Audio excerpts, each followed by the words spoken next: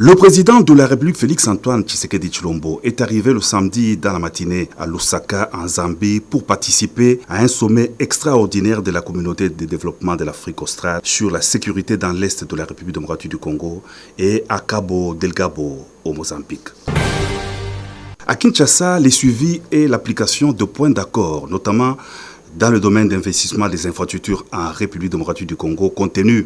dans l'avenant numéro 5 à la collaboration pour un partenariat gagnant-gagnant entre la RDC et la Chine, était au centre des entretiens que le président de la République, Félix-Antoine Tshisekedi Tshilombo, a eu au cours de la semaine avec le directeur général de l'Agence de pilotage, des coordinations et des suivis des conventions de collaboration signées entre la RDC et les partenaires extérieurs reçus à la Cité de l'Union africaine. Freddy Yodi Shembo a dit qu'il était venu s'enquérir des priorités du chef de l'État dans le cadre de la renégociation sino-congolaise, des priorités que l'APCSC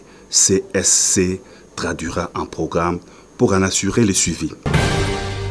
Et puis, la situation d'insécurité créée dans le Grand Bandundu suite au conflit entre les Teke et les Yaka figure parmi les préoccupations majeures du président de la République, Félix-Antoine Tshisekedi Tshilombo. Le chef de l'État a réuni à la Cité de l'Union africaine les chefs traditionnels de ces deux communautés de Mai-Ndombe et du Kwango, ainsi que quelques acteurs Mobondo pour des échanges en vue de trouver des solutions aux conflits ethniques qui perdurent dans l'espace Grand Bandundu. Après les avoir entendus sur les différends qui les opposent, le président de la République a demandé la mise en place dans le bref délai d'une commission mixte qui descendra dans les zones en conflit afin de restaurer la paix dans cette contrée du territoire national.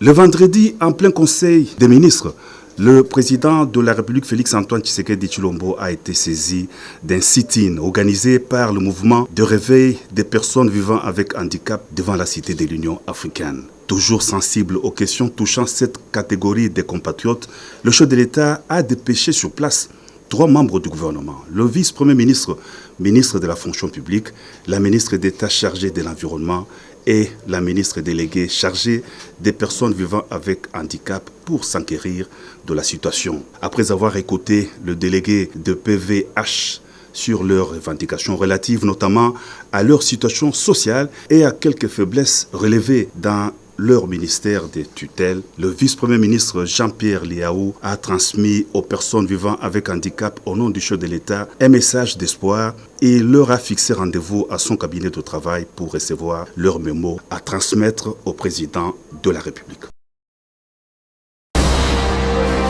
Abonnez-vous massivement à Gombo News.